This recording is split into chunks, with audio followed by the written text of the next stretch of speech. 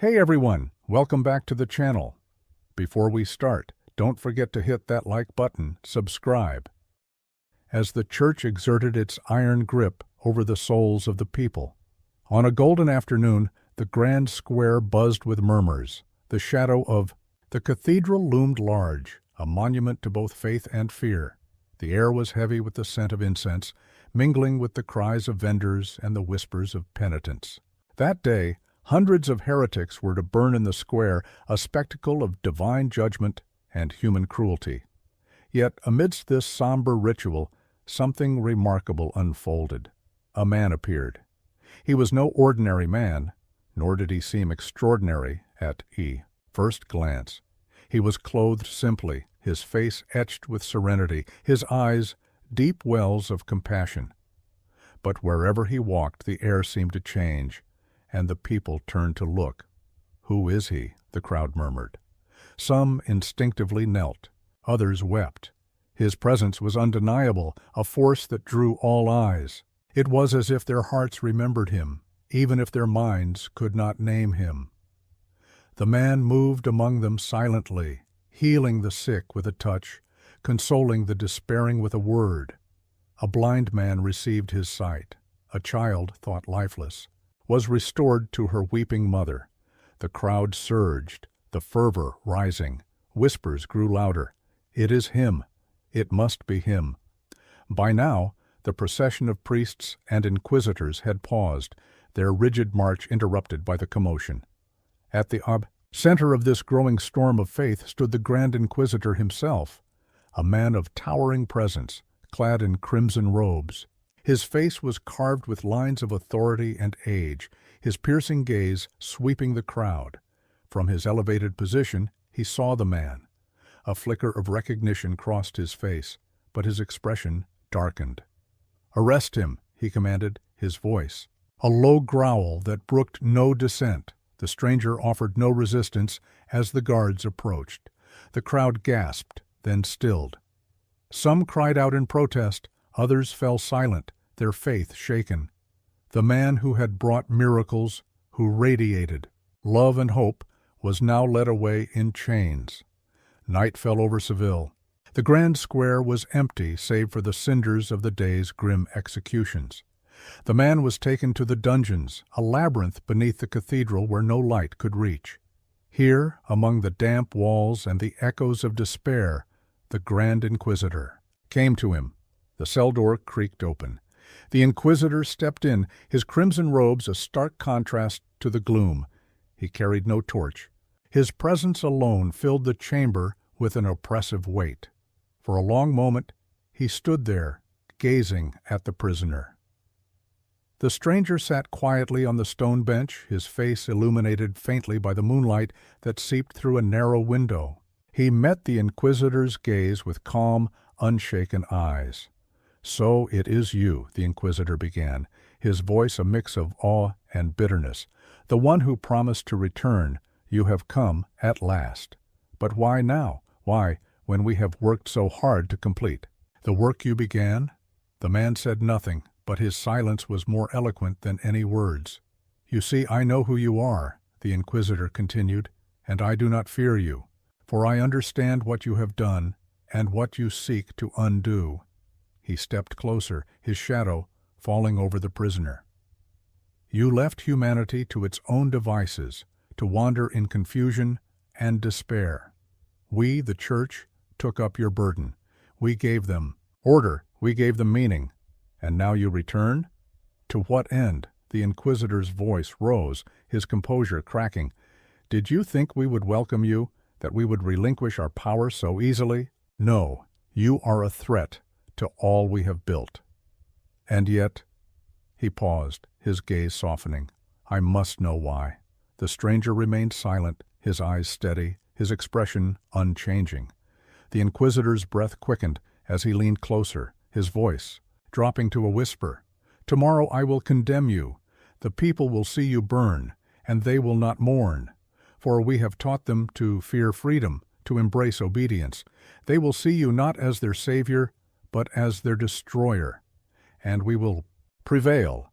He straightened, his voice regaining its cold authority. "But tonight You will answer me. Why have you come?" The Grand Inquisitor stood still, his imposing figure casting long shadows in the dimly lit cell. His words had fallen heavily in the damp silence, yet the man before him remained as serene as the ocean after a storm. His silence was unbearable, a mirror reflecting the Inquisitor's fury back upon him. "Do you understand what you have done?" the Inquisitor began again, his tone sharp, like a blade testing flesh. "You rejected power. You turned away from the very tools that could have brought salvation to mankind. Bread, miracle, and authority. These were offered to you, and you cast them aside. Why?" The stranger's silence was deafening, a calm that seemed to absorb the weight of the Inquisitor's words without faltering. The Inquisitor began to pace, his crimson robes trailing like a pool of blood. "Let me remind you. In the wilderness, the tempter came to you. He offered you the chance to turn stones into bread, to feed the hungry, to give humanity what it craves most. But you refused. 'Man shall not live by bread alone,' you said. And so they starve." He stopped and turned sharply, pointing a finger at the stranger. "You think you gave them freedom? Freedom from hunger, from dependency? No, you gave them a burden, a torment, the weight of choice, the fear of uncertainty. And so they come to us, begging for their bread, and we give it to them. In return, they obey. They are grateful. They are ours." His voice grew softer, almost tender, as he continued. "And the second temptation, oh, how brilliant it was. Leap from the pinnacle of the temple, and the angels will bear you up. A miracle, a sign so undeniable that none could question your divinity, but again you refused. Why? To preserve their faith? You underestimate them. They do not want faith, they want proof. And where you hesitated, we acted. We gave them miracles, relics, signs. They see and believe because we make it so." The Inquisitor leaned in closer, his eyes narrowing. "And finally, the greatest of temptations, to rule over all the kingdoms of the world, power absolute. With one command, you could have united humanity. Under your banner, no wars, no divisions, no chaos, but you refused. 'My kingdom is not of this world,' you said. Foolishness. Without power, there is no peace. Without control, there is no order. And so we took it upon ourselves. We rule in your name because you would not. We bear the burden you abandoned." The man's expression remained unchanged, his calm eyes a quiet rebuttal to the Inquisitor's. "Storm!" The Inquisitor stepped back, his breath heavy with exertion.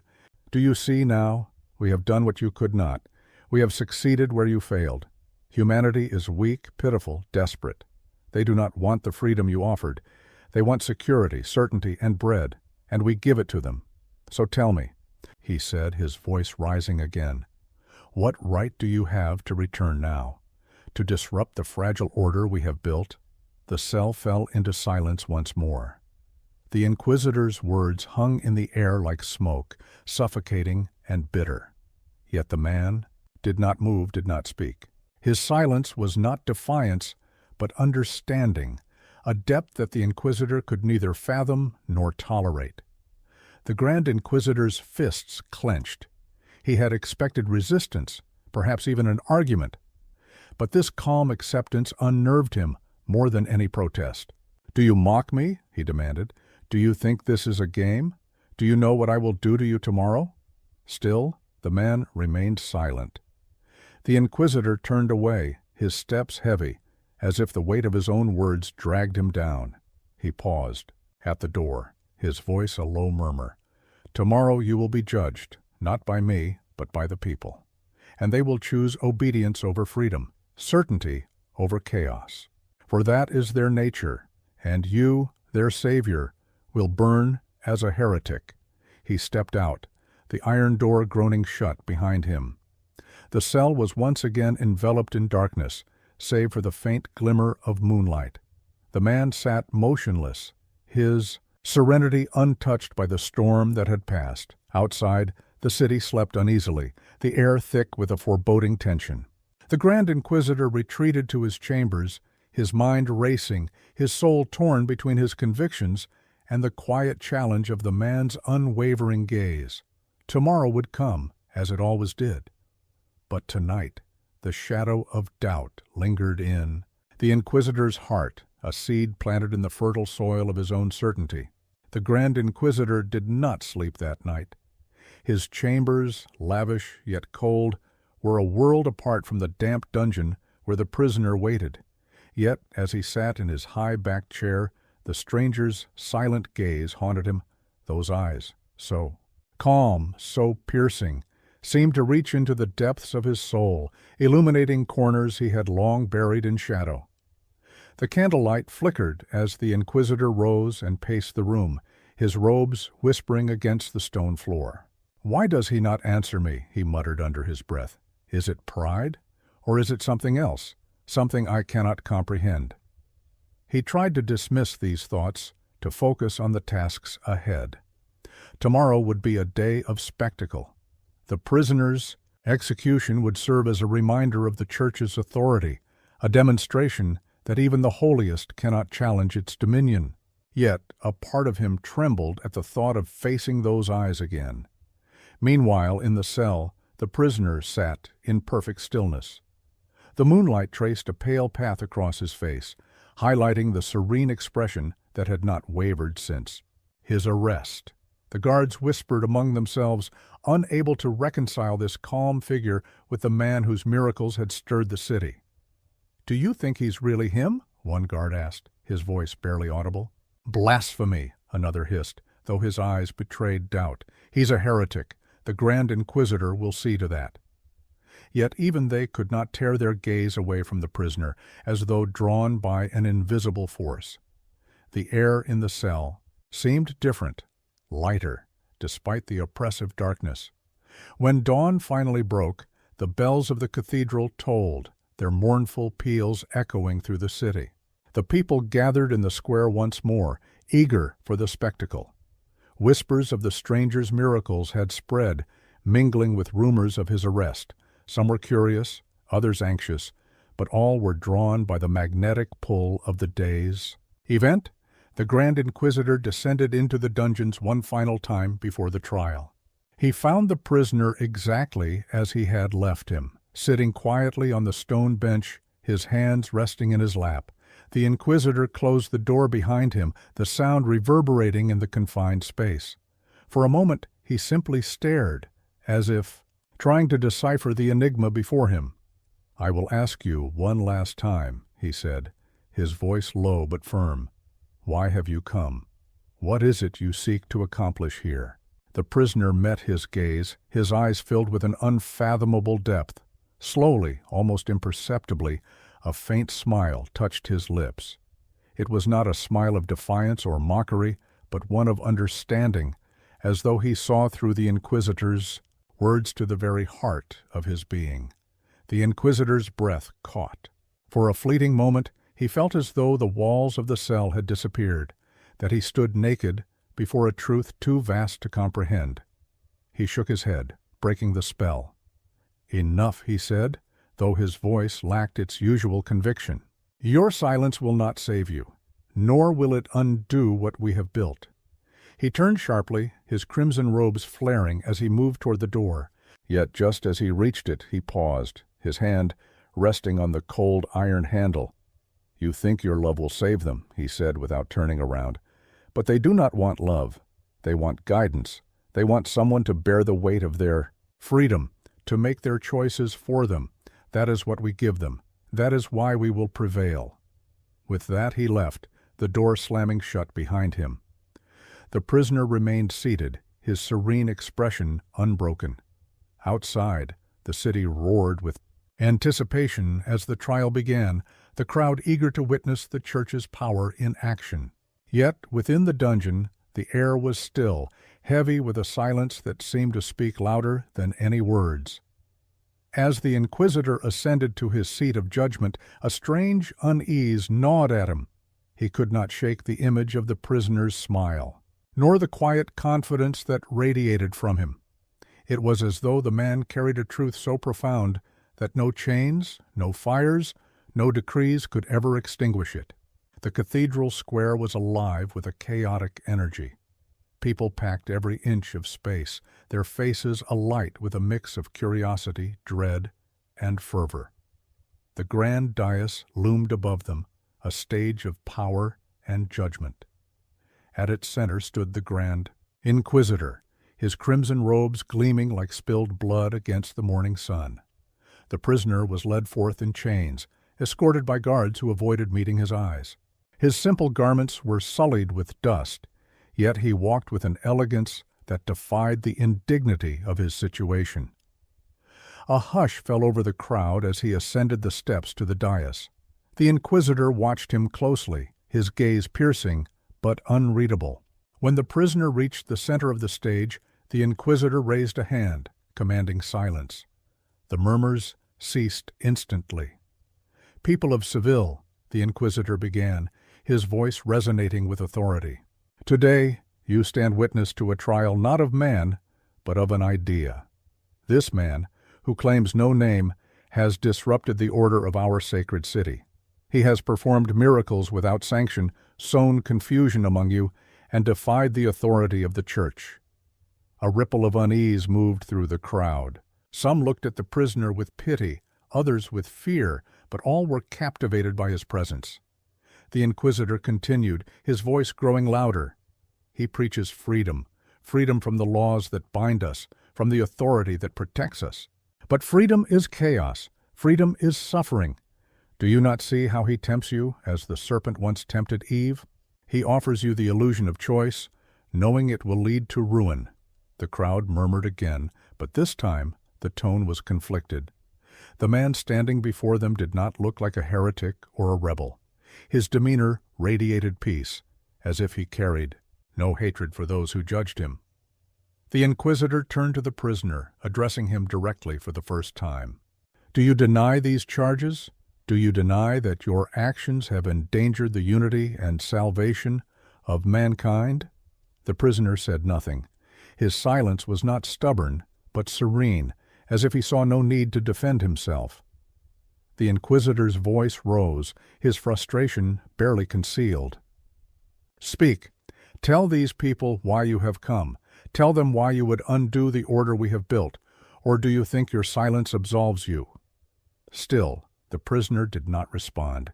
His gaze swept over the crowd, his eyes filled with a compassion so profound that it seemed to touch each person individually. The silence grew unbearable. Some in the crowd began to whisper again, their voices tinged with doubt. A mother clutching her child wept softly, and an old man fell to his knees, crossing himself as though in prayer. The Inquisitor turned back to the crowd, his voice booming now, almost desperate. "Do not be deceived by his silence. He seeks to divide us, to lead you astray. He would have you bear the burden of your own freedom, a weight too great for any man to carry. We, the Church, have lifted that burden from you. We have given you purpose, security, and salvation. Will you forsake that for an empty promise?" The crowd wavered. Some nodded in agreement, while others averted their eyes, troubled by the scene. Unfolding before them, at last the Inquisitor raised his hand, signaling the guards. "If he will not speak, then his fate is sealed. By the authority of the Holy Church, I condemn this man to death. Let his execution serve as a warning to all who would defy the will of God." The crowd gasped, a collective intake of breath that seemed to suck the air from the square. The prisoner was motionless, his face a mask of tranquility. He offered no protest, no plea for mercy. As the guards moved to take him away, a young girl broke free from the crowd. She ran toward the dais, her small voice cutting through the tense silence. "Don't hurt him!" she cried, clutching at the hem of the Inquisitor's robe. The crowd froze, watching as the Inquisitor looked down at the girl. For a moment, his stern mask faltered, and something akin to sorrow flickered in his eyes. But he quickly composed, himself gesturing for a guard to remove her.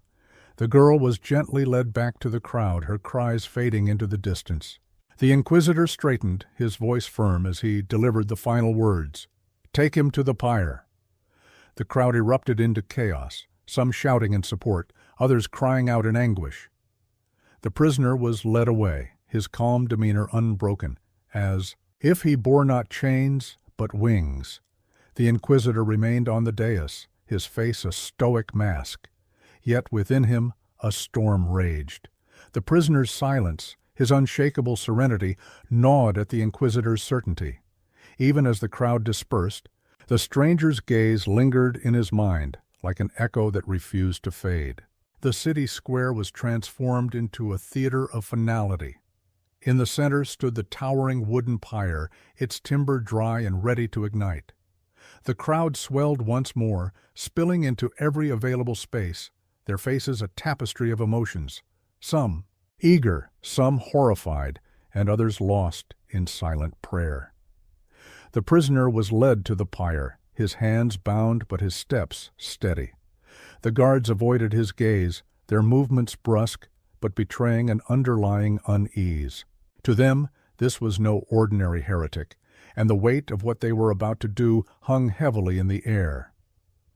The Grand Inquisitor stood at the forefront, his crimson robes like a pool of blood against the pale light of dawn.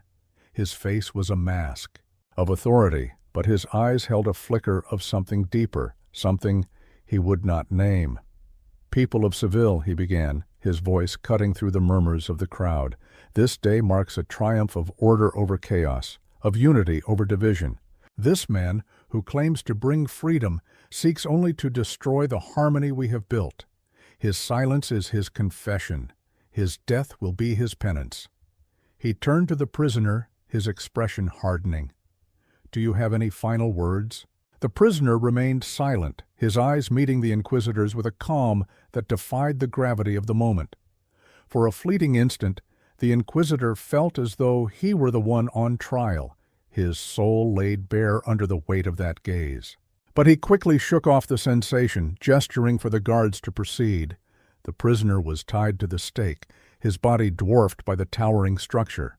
The crowd held its breath as the executioner stepped forward, a torch in hand. The flames danced wildly, their light flickering in the tear-streaked eyes of onlookers. As the torch was lowered to the pyre, a cry rang out from the crowd. "Stop!" A man pushed his way forward, his voice trembling but resolute. "This is madness. He has done no harm." The inquisitor turned sharply, his eyes narrowing. "Who dares disrupt this sacred moment?" The man faltered, but he stood his ground. "I have seen him heal the sick.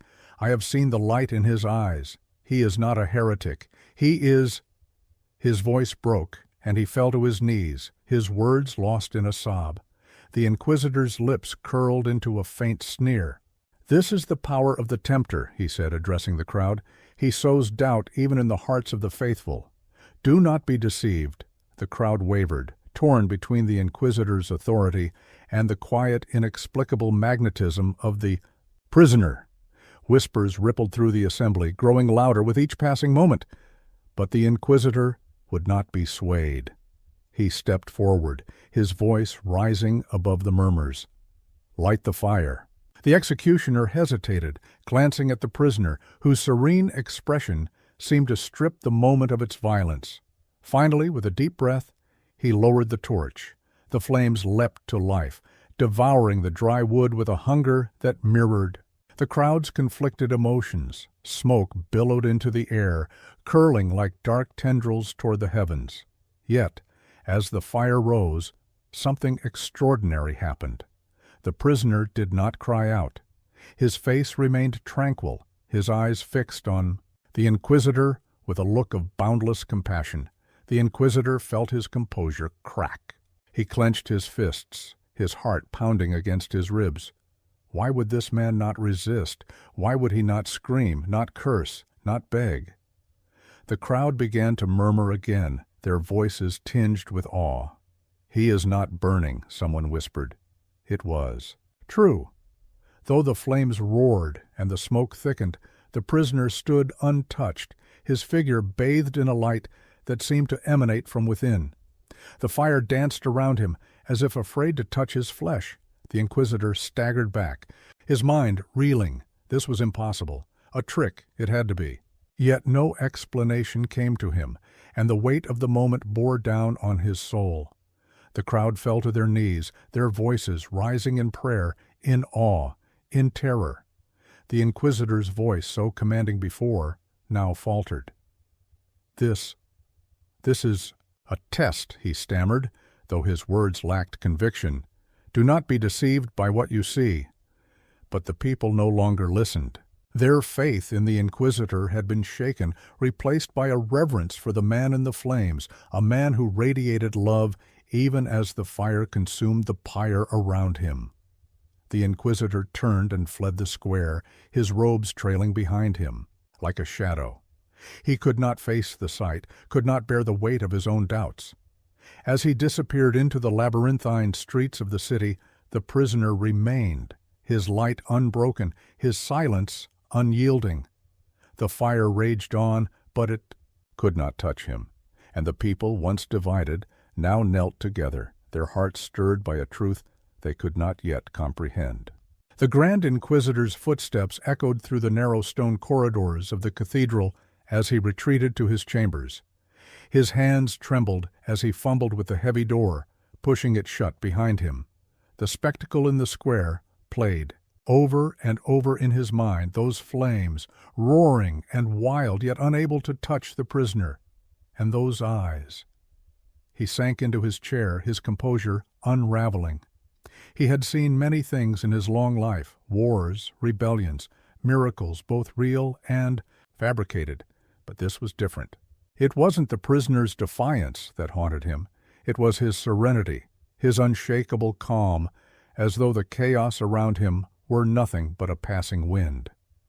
The Inquisitor leaned forward, his head in his hands. He had devoted his life to the Church, to its order, its laws, its unyielding truths. He had believed in its mission with every fiber of his being, and yet, for the first time, he felt the weight of doubt pressing against his chest. "Is this truly what they need?" he whispered. To the empty room. "Am I wrong?" The silence was deafening, offering no answers. In the square the fire had long since burned itself out, leaving only a smoldering heap of ash and embers. But the prisoner remained, standing in the center of the blackened wood, unscathed. The crowd knelt before him, their faces alight with awe and reverence. Some wept openly while others whispered prayers, their voices trembling with newfound faith. The prisoner raised his hand, a simple gesture, yet it silenced the crowd instantly. He stepped down from the pyre, his movements slow and deliberate, as though the weight of the world rested on his shoulders. The people parted before him, their gazes following his every step. He walked toward the cathedral, his bare feet leaving faint marks in the soot-covered ground. The guards who had once restrained him now stood frozen, their weapons hanging limply at their sides. None dared to stop him. Inside, the Inquisitor was oblivious to the approaching footsteps. He sat in his chair, staring at the flickering candle. On his desk, lost in a storm of conflicting thoughts. He had always believed that mankind was weak, incapable of bearing the burden of true freedom. That was why the Church existed, to shield them from the chaos of choice, to provide structure and purpose. But the prisoner's silence, his unyielding peace, seemed to challenge everything. Could it be that love, not power, not control, was the answer? The thought terrified him. The door creaked open, and the Inquisitor looked up sharply. There he was, the prisoner, standing in the doorway, his expression as calm and compassionate as ever. "You," the Inquisitor said, his voice shaking. "How did you escape? What are you?" The prisoner stepped inside, closing the door behind him.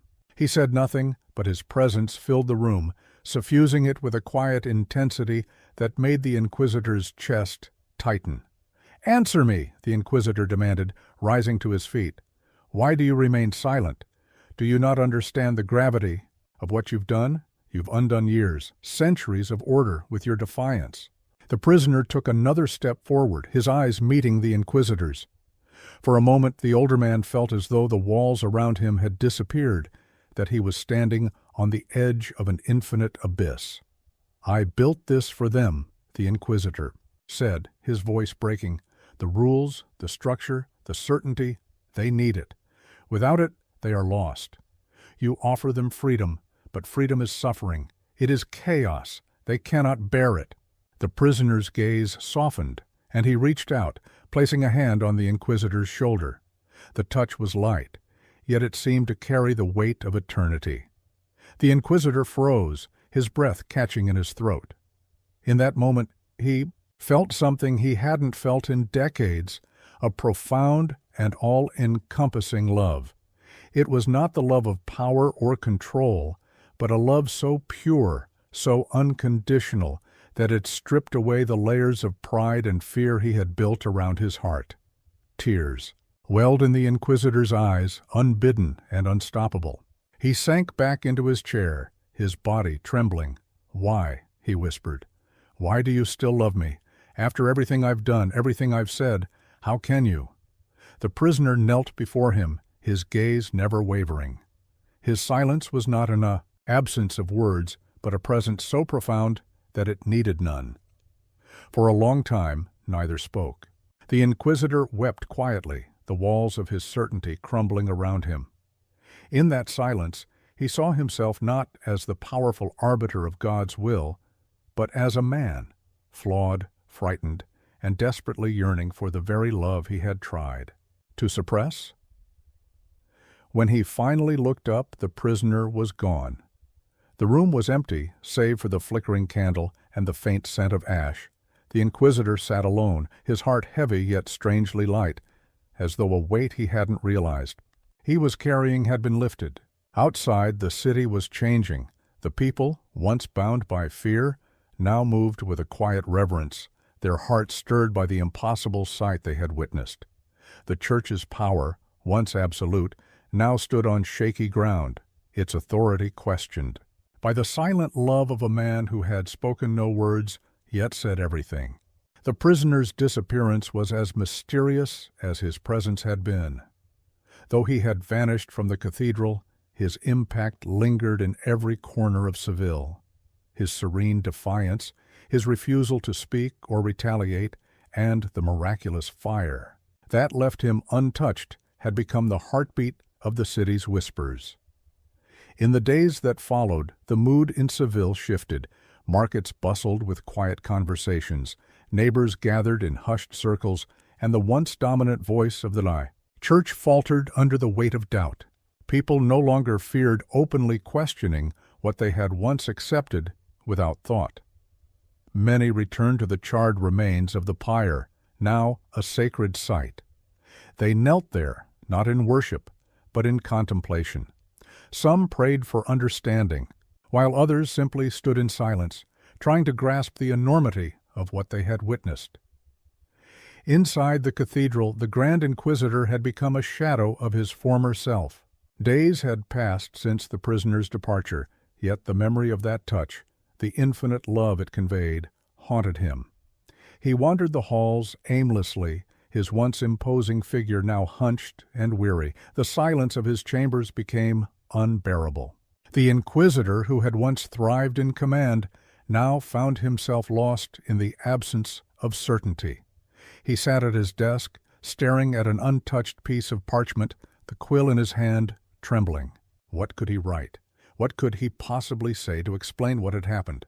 A knock at the door shattered his thoughts. Before he could respond, it opened, revealing one of the younger priests, his face pale and anxious. "Your Eminence," the priest began hesitantly, "the people, they are asking questions." Questions? The Inquisitor's voice was hoarse, unfamiliar even to himself. About the man, about the fire. They want answers. The Inquisitor looked at the priest, his gaze heavy. "And what do you tell them?" The priest hesitated. "We tell them what we have always told them, that such things are tests, challenges to our faith. But they do not believe us. They say they saw the truth with their own eyes." The Inquisitor closed his eyes, leaning back in his chair. He had spent decades crafting a narrative that kept the people in line, that protected them from the chaos of doubt. Yet now that narrative was unraveling, and he found himself powerless to stop it. "What do they want from me?" he murmured. Many wish to speak with you, the priest said. They want to know why you condemned him. They want to know if you were wrong. The inquisitor flinched at the word, wrong. It was a dagger to his pride, a wound to his carefully constructed identity. Yet he knew the question could not be ignored. I will speak to them, he said finally, his voice heavy with resignation. The next morning, the cathedral doors were opened and the people flooded in. The inquisitor stood at the pulpit, his crimson robes hanging loosely from his frame. The faces before him were a mixture of curiosity, defiance, and hope. For the first time in his life, the inquisitor felt truly exposed. He gripped the edge of the pulpit, his knuckles white. "My children," he began, his voice steady despite the storm within him, "you have questions. I cannot promise you answers, but I will not turn away from you." A murmur rippled through the crowd. One man stepped forward, his face weathered but resolute. "We saw the fire," he said. "We saw it leave him untouched. What does it mean?" The inquisitor looked at the man, then at the crowd. He took a deep breath. "It means," he said slowly, "that there are truths beyond our understanding. For years, I believed it was my duty to shield you from those truths, to offer you certainty in a world of chaos. But now," his voice faltered, "now I am uncertain myself." The crowd was silent, hanging on his every word. "I condemned him because I feared what he represented," the inquisitor continued. "Freedom, true freedom. It is a terrifying thing, a burden few can bear. I believed I was protecting you by taking that burden upon myself, but I see now that perhaps I was wrong." A collective gasp rose from the crowd. The inquisitor had spoken the unthinkable, admitting fault, doubting his own righteousness. Another voice spoke, this time a woman's. "Do you believe he was sent by God?" The inquisitor hesitated. The question pierced through him, forcing him to confront the depth of his own uncertainty. He thought of the prisoner's eyes, the boundless love they conveyed, and the touch that had broken through his pride. "I do not know," he said finally, "but I believe he came to show us something we had forgotten, something I had forgotten." The murmurs grew louder, a tide of emotions sweeping through the cathedral. Some nodded, their faith rekindled. Others looked uneasy, struggling to reconcile their beliefs with what they had witnessed. The inquisitor stepped down from the pulpit, his legs trembling. He had spoken his truth, stripped of pretense and authority. For the first time, he felt free, not in power, but in humility. As he walked among the crowd, the people parted for him, their gazes filled with a mixture of reverence and pity. He was no longer the grand inquisitor, the infallible arbiter of divine will. He was simply a man, searching for the same answers as everyone else. Outside, the sun broke through the clouds, casting a golden light over the city. The bells of the cathedral rang out, not as a call to worship, but as a symbol of something new, something fragile and unformed, yet full of possibility. The bells of the cathedral echoed across Seville, their tones rich and unfamiliar. They no longer carried the solemnity of strict command, instead they rang with something softer, a hesitant hope, like the dawn of a new day after a storm. The inquisitor wandered through the streets unaccompanied, his robes trailing in the dust. For years his presence had commanded fear and respect. People would bow their heads, afraid to meet his gaze. Now they looked at him with something entirely different, a mixture of curiosity and uncertainty. The crowd that had gathered outside. The cathedral seemed to swell as he walked. Some whispered prayers, others simply stared, trying to reconcile the man before them with the figure of authority they had once feared. A child ran forward, clutching a flower, her small hands trembling. She stopped in front of the inquisitor, looking up at him with wide, questioning eyes. For a moment he froze, unsure of what to do. Then, slowly, he knelt, taking the flower from her hands. "Thank you," he said, his voice soft, almost breaking. The child smiled and ran back into the crowd, her laughter ringing out like a song. The simple exchange rippled through the onlookers. They began to move closer, no longer held back by fear. Some reached out to touch the Inquisitor's robes, as though seeking reassurance that he was real. Others spoke softly, their voices carrying questions born of both hope and doubt. "What happens now?" one man asked, his tone earnest. The Inquisitor looked at him, then at the crowd. The question echoed the one he had been asking himself since that fateful night. "What happens now?" "I don't know," he admitted. The honesty in his voice startled even himself. "For years, I thought I knew what was best for all of you. I thought order and certainty were the only ways to protect you. But now—" He paused, searching for the right words. "Now, I see that I was wrong to think I could decide for you. Perhaps it is time for all of us to seek the truth together," the crowd murmured. Their reactions varied. Some nodded, moved by his humility. Others looked wary, unready to let go of the structure they had known all their lives. As the day wore on, the Inquisitor returned to the cathedral, the weight of his transformation pressing heavily on his shoulders. He retreated to his chambers, seeking solitude, but the silence was soon broken by the arrival of a familiar face. Father Anselm, an older priest, who had served alongside the Inquisitor for decades, entered the room. His expression was a blend of concern and disbelief. "You've changed," Anselm said, closing the door behind him.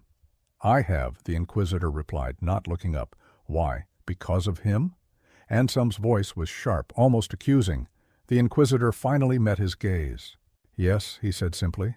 Anselm shook his head. "Do you realize what you're doing? You're unraveling everything we've built. The Church cannot survive without its authority. The people need us to guide them. They don't need us to rule them," the Inquisitor said, his voice firm. "They need us to serve them. We've forgotten that." He reminded me. Anselm's expression hardened. "And what of the chaos that will follow?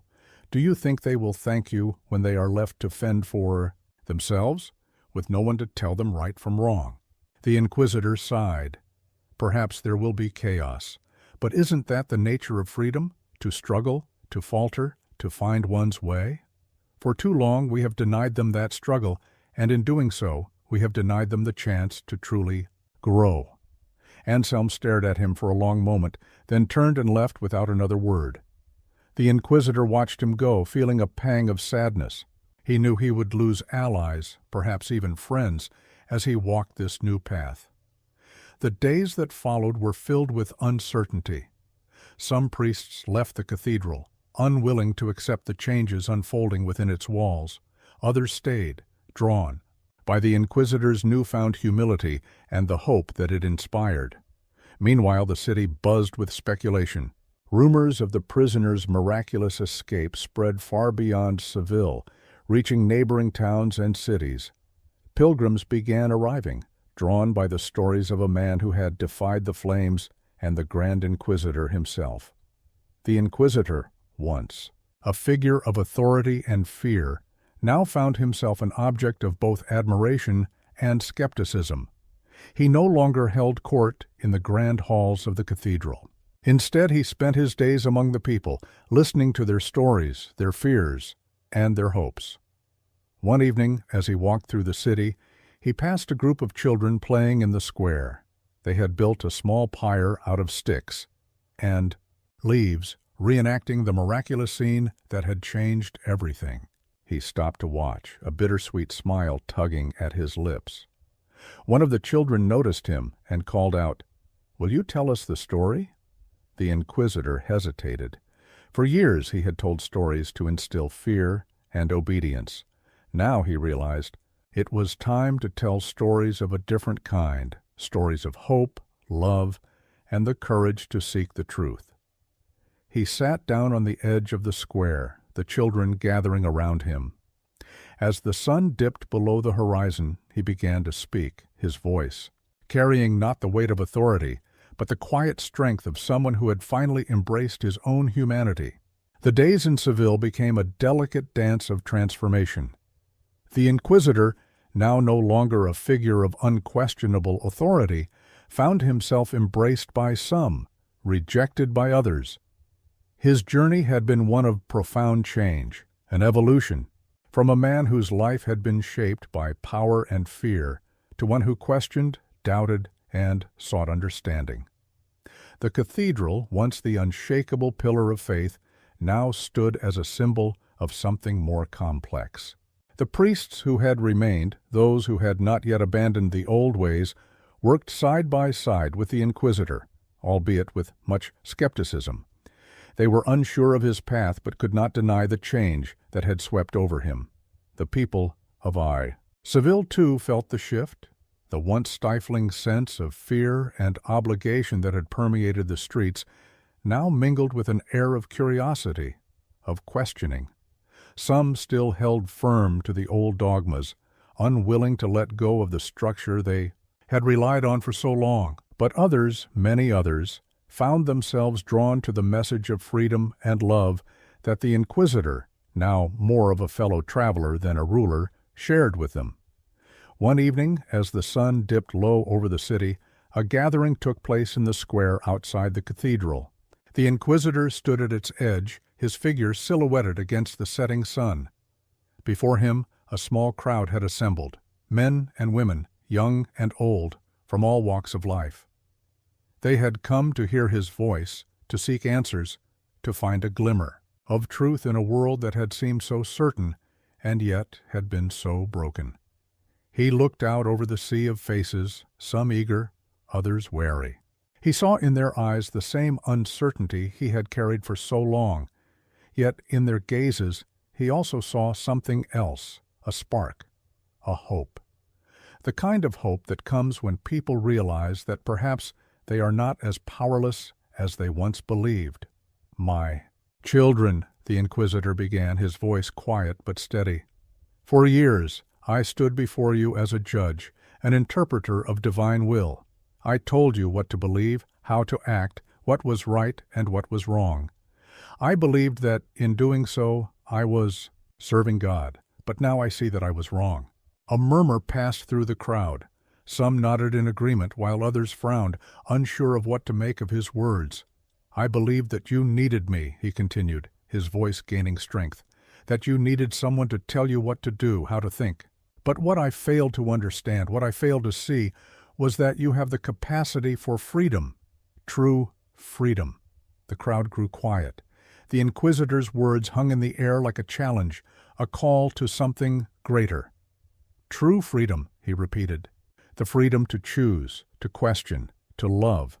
The freedom to seek truth on your own terms.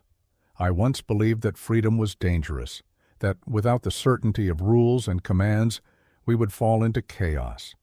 But now I understand that it is through freedom that we become who we truly are." A woman in the front row stepped forward. "But what of the chaos?" she asked, her voice trembling. "What of the suffering that comes when people choose wrongly?" The Inquisitor nodded, acknowledging her concern. "Yes, there is suffering in freedom, but there is also growth. There is also the possibility of love, and in that there is redemption. It is not our place to shield you from the consequences of your choices. It is our place to walk alongside you, to help you understand that even in your mistakes, there is grace." The crowd fell silent, taking in his words. Some looked skeptical, others moved by the sincerity in his voice. And then, as if summoned by the very air itself, a figure appeared at the edge of the crowd. It was the prisoner, the man who had set everything into motion. He had returned, though this time he did not stand in the center of the square as a symbol of defiance. He stood quietly, watching the Inquisitor with the same calm, unshakable presence that had marked him from the beginning. The Inquisitor's heart skipped a beat as their eyes met. In that instant, he knew that the man before him had come not to speak, not to challenge, but to witness, to be there, silently, as a reminder of everything the Inquisitor had learned. The crowd noticed the prisoner's presence, and a hushed reverence spread across them. It was as if, by simply standing there, the man had reaffirmed the truth the Inquisitor had spoken. The Inquisitor took a deep breath, his gaze never leaving the prisoner. He, the Inquisitor said, his voice breaking the stillness, has shown us what it means to be truly free. He has shown us what it means to love without expectation, to be in the world but not of it. And in doing so, he has taught us that the greatest power lies not in the laws we impose upon ourselves, but in the love we offer one another. A tear slipped down the Inquisitor's cheek, though he did not wipe it away. He had spent so many years building walls around his heart, afraid to let anything, especially love, break through. But now he understood. As the sun finally dipped below the horizon, casting the city in a soft golden glow, the Inquisitor stepped forward, his arms outstretched. "Let us walk together," he said, his voice clear and filled with hope. "Let us walk into the unknown, into freedom, into love, together." The crowd stood not as followers but as fellow seekers. They moved toward him, not with fear, but with a quiet understanding that the road ahead was uncertain, but it was theirs to walk.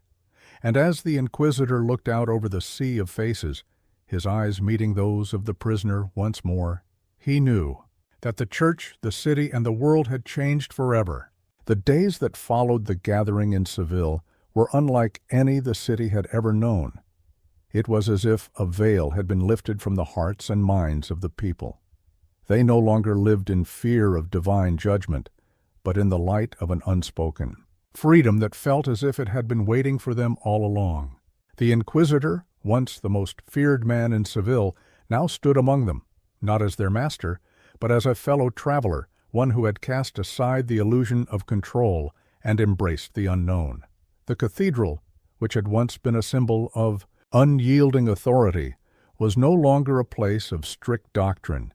It had become a gathering place for all who sought understanding, a space where questions were welcome, and the silence of dogma was replaced by the sound of open hearts, searching for truth. Yet even in this new world where love and freedom began to take root, shadows lingered. Not all were content with the change.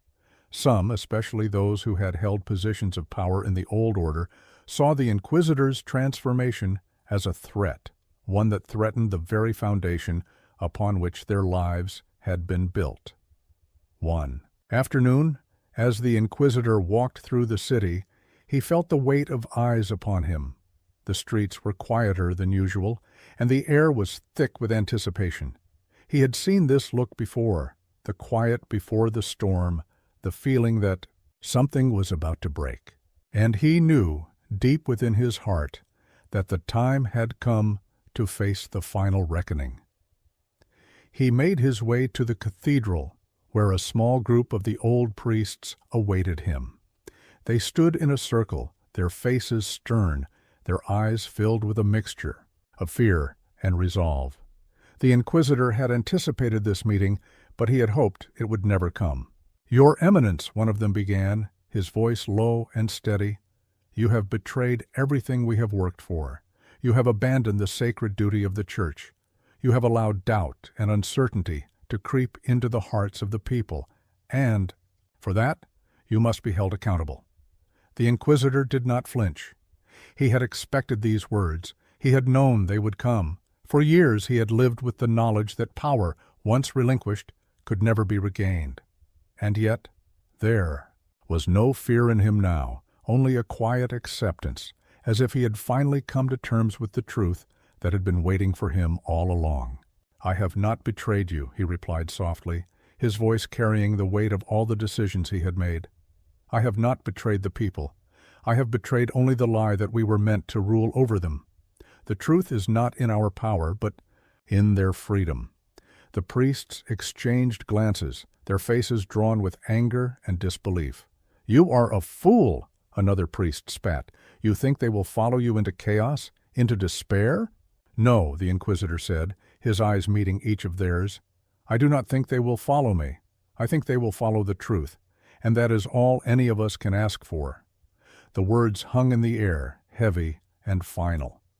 The Inquisitor knew that this was the moment when he would either embrace the unknown or retreat back into the comfortable, predictable cage of power and control.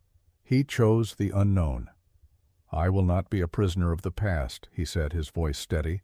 "I will not be the keeper of fear. If that is a betrayal, then I am guilty." A silence fell over the group. The priests stood motionless, their faces a mixture of disbelief, anger, and sorrow. For the first time, the Inquisitor realized the true cost of his actions. It wasn't just the loss of power. It was the breaking of a bond, the fracture of a shared understanding that had held them all together for so long. But as he stood there, looking at the men who had once been his closest allies, he knew that the price of freedom was always high, and that some losses were necessary in order to walk a different path. "I leave this place," he said quietly, "not in rebellion, but in humility. I leave it for the people, for the truth. I cannot be a part of this any longer." With that, the Inquisitor turned and walked away, leaving behind the men who had once been his comrades, his confidants, and his disciples. The cathedral doors closed softly behind him, and he stepped out into the light. The city of Seville stretched before him, bathed in the golden glow of the setting sun. It was a city transformed, a city where the echoes of the past were slowly fading, giving way to the sounds of a new beginning. The Inquisitor walked through the streets one final time, his heart no longer heavy with regret, but light with the knowledge that he had done what he could. He had freed himself from the chains of authority, and in doing so, had given the people the gift of freedom as well. He passed by the square where the children had once gathered, reenacting the story of the prisoner. Now the square was filled with life, laughter, conversation, music, and the promise of something new. And as the Inquisitor looked out over the city, he realized that his journey had come full circle. He had sought truth and found it not in power, not in fear, but in the simple, unspoken bond between people who were free to choose their own way. As he walked into the horizon, the sun dipping below the earth, the Inquisitor knew that the world would never be the same again, and neither would he